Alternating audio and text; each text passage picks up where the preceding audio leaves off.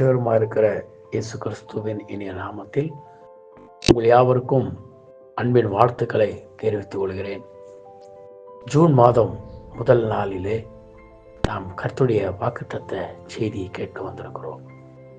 கர்த்தருடைய வார்த்தை நம்மை மகிழ்ச்சியாக்கும்.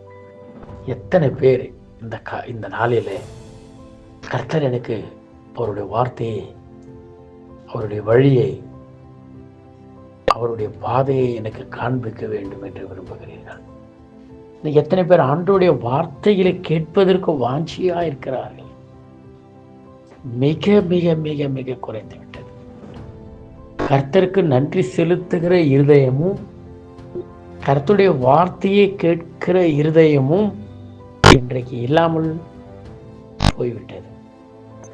எல்லாம் ஏதோ ஒரு கடமைக்காக ஆகிவிட்டது. அப்படியோ ஏதோ ஒன்று நான் செய்கிறேன், ஏதோ நான் போகிறேன்.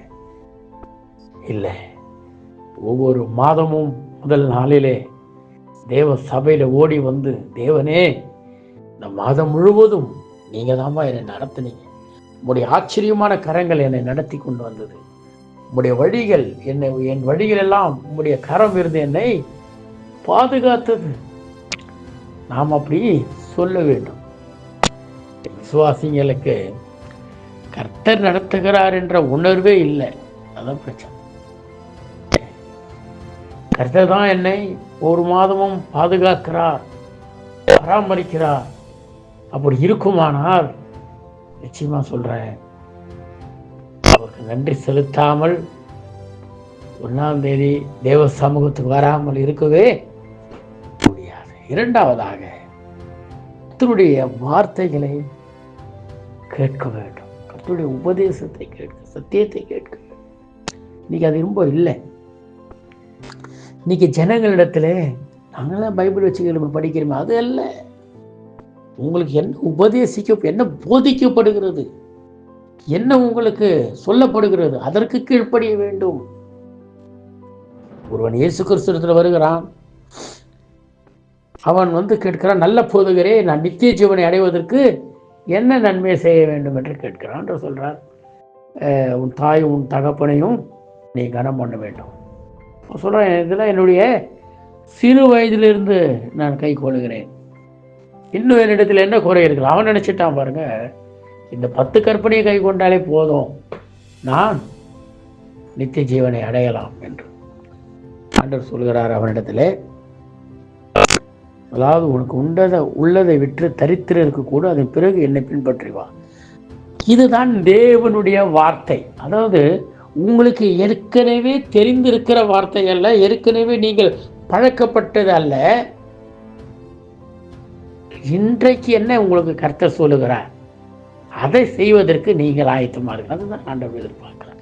ஆக அது ரொம்ப ரொம்ப முக்கியம். பிரியமான தேவனுடைய பிள்ளைகளே, சங்கீதம் 37ஆம் அதிகாரம் 7ஆம் சங்கீதம் 37ஆம் சங்கீதம் 4வது வசனம் விவதமாக சொல்கிறது, கர்த்தரிடத்தில் மனமகிழ்ச்சியாய் இரு, அவர் உன் இருதயத்தின் வேண்டுதல்களை உனக்கு அருள் செய்வார். கர்த்தரிடத்தில் மனமகிழ்ச்சியாயிரு, அவர் உன் இருதயத்தின் வேண்டுதல்களை உனக்கு அருள் செய்வார். ஸ்தோத்திரம். தேவ பிள்ளைகளே, தேவனுடைய வார்த்தைக்காக விரும்புங்க, வாஞ்சிங்க, எதிர்பார்ப்போடு இருங்க. உலகத்தின் சத்தத்தை கேட்பதற்கு, உலகத்தில் மனிதர்கள் பேசுவதை கேட்பதற்கு அநேக ஜனங்கள் சந்தோஷமா இருக்கிறாங்க, மகிழ்ச்சியா இருக்கிறாங்க. ஒரு சிலர்லாம் பேச விட்டீங்கன்னா போதும் பாருங்க, பேசிக்கிட்டே இருப்பாங்க.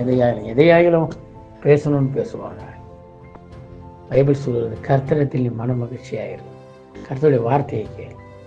இன்னைக்கு விசுவாச பிள்ளைகள், தெய்வ பிள்ளைகளுடைய மகிழ்ச்சி எதில் இருக்கிறது? யாரிடத்தில் இருக்கிறது? யாரோடத்தில் இருக்கிறது? ரொம்ப முக்கியம். நீ கர்த்தரிடத்தில் எப்படி இருக்கிறாய்? கர்த்தரிடத்தில் மன மகிழ்ச்சியா இருக்கிறாயா என்று சும்மா வெளியில மகிழ்ச்சி மாதிரி காட்டுறதுக்கு இல்லை. நிறைய பேர் இருக்கிறாங்க கொஞ்சம் வெளியில இல்லை, அதில் பைபிள் சொல்லுவது மன மகிழ்ச்சி, மனதிலே மகிழ்ச்சி. எத்தனை பேர் கர்த்தரிலே மகிழ்ச்சியாய் மன மகிழ்ச்சியா இருக்கிறீர்கள்? எத்தனை பேர் கர்த்தரிடத்தில் மகிழ்ச்சியை, கர்த்தருக்கும் உங்களுக்கு என்ன ரிலேஷன்ஷிப், என்ன உறவு, என்ன ஐக்கியம் என்ன இருக்கிறது? கொஞ்சம் யோசித்து பாருங்க. பைபிள் சொல்றது கர்த்தரிடத்தில் மனமகிழ்ச்சியாயிரு. அப்படின்னா கர்த்தரோட உங்களுக்குள்ள உறவில், ஃபெலோஷிப்பில், ஐக்கியத்தில் ஒரு மகிழ்ச்சி, கர்த்தருக்குள்ளே இருக்கிற ஒரு மகிழ்ச்சி இருக்குதுங்க. அதை அனுபவிக்கிறோம். நீங்கள் விசுவாச பிள்ளைங்களுக்கு அது இல்லை. விசுவாச பிள்ளைகளுக்கு மகிழ்ச்சி எதில் இருக்க தெரியுமா? ஏதாவது பொருள் வாங்கினா, துணி எடுத்தா, ஏதாவது லாட்டு சீட்டு ஏதாவது விழுந்துச்சுன்னா இல்லைங்க. எல்லாத்தையும் விட மகிழ்ச்சி யார் தெரியுமா? கர்த்தர் தாங்க. கர்த்தர் என் மன மகிழ்ச்சியாக இருக்கிறார். கர்த்தர் தான் என் மகிழ்ச்சி. எத்தனை பேர் நீங்கள் சொல்ல முடியும்? பைபிள் சொல்லுகிறது கர்த்தரத்தில் மன மகிழ்ச்சியாக இருக்குது. நீ கர்த்தரத்தில் மன மகிழ்ச்சியாக இருந்தாலே உன் இருதயத்தில் உனக்கு என்னென்னலாம் உனக்கு பைபிள் அப்படி தான் சொல்லுது. டிசையர்ன்ற வார்த்தை ஆங்கிலத்தில் போடப்பட்டிருக்கிறது. உன்னுடைய சித்தம் அல்லது உன்னுடைய விருப்பத்தை அவர் நிறைவேற்றுவார். உன் இருதயத்தின் உடைய நினைவுகளை, உன் இருதயத்தில் தோன்றுவர்களை உனக்கு அவர் தருவாரியா அப்படின்னு கேட்டிங்கன்னா, உன்னுடைய மனது, உன்னுடைய இருதய கர்த்தரிடத்தில் மகிழ்ச்சியாக இருக்கிறது பாருங்க. யாருடைய மனது கர்த்தரிடத்தில் மகிழ்ச்சியாக இருக்கிறதோ அவன் ஆசை அல்லது இச்சையான காரியங்களிலே அவன் விரும்ப மாட்டான். அவன் இருதயம் விரும்பாதையே. அவனுடைய இருதயமே கர்த்தருக்குள்ள தான் மகிழ்ச்சியாக இருக்குது. அதான் பவுல் சொல்றாரு பிலிப்பி சபைக்கு எழுதும்போது, சந்தோஷமாக இருங்கள், கர்த்தருக்குள் சந்தோஷமாக இருங்கள். கர்த்தருக்குள்ள சந்தோஷமாக இருங்க. கர்த்தருக்கு வெளியே இல்லை, கர்த்தருக்குள்ள சந்தோஷமாக இருங்க. இன்னைக்கு எத்தனை பேர் நாம் கர்த்தருக்குள்ள மகிழ்ச்சியாக சந்தோஷமாக இருக்கிறோம்? கொஞ்சம் யோசித்து பாருங்க. பைபிள் சொல்லுகிறது கர்த்தரத்தில் நீ மன மகிழ்ச்சியாயிரு.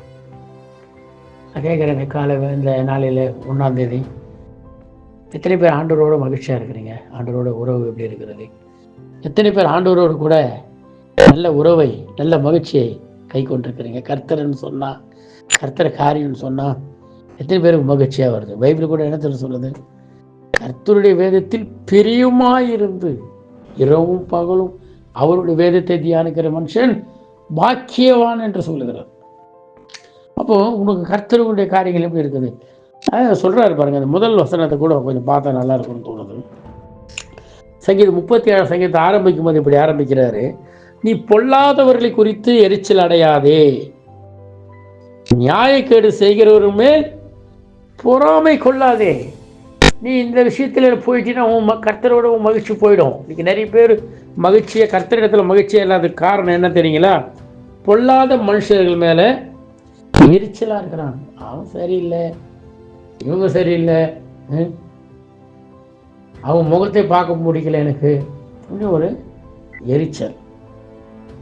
இரண்டாவது, நியாயக்கேடு செய்கிறவர் மீது பொறாமை கொள்ளக்கூடாது. யார் மேலேயும் நம்ம பொறாமை கொள்ளணும் அவசியம் இல்லை. ஆண்டு சொல்றாரு, நீ மற்றவனை பார்த்து எரிச்சல் அடையாதே, மற்றவன் மேல பொறாமப்படாதே, நீ என்ன பார், என்னிடத்துல சந்தோஷமாயிரு. நீ அப்படி இருந்தா நான் உன்னை என்ன பண்ணுவேன் தெரியுமா? உன் இருதயத்தின் வாஞ்சைகள், விருப்பங்கள் எல்லாம் நான் உனக்கு அருள் செய்வேன். கர்த்தர் சொல்றாரு, இந்த மாதம் நீ கர்த்தரில் மகிழ்ச்சியா இருந்து, கர்த்தர் மேல மன மகிழ்ச்சியா இருந்தினா, கர்த்தர் மேல, கர்த்தருடைய காரியங்கள்ல நீ மகிழ்ச்சியா இருந்தினா, கர்த்தரை தேடுவதில் மகிழ்ச்சியா இருந்தினா, கர்த்தரோடு உள்ள உறவில நீ மகிழ்ச்சியா இருந்தினா, உண்மையான மகிழ்ச்சி, மன மகிழ்ச்சியா இருந்தினா, கர்த்தருடைய இருதயத்தின் வேண்டுதல்களை இந்த மாதம் நிச்சயம் உங்களுக்கு அருள் செய்வார்.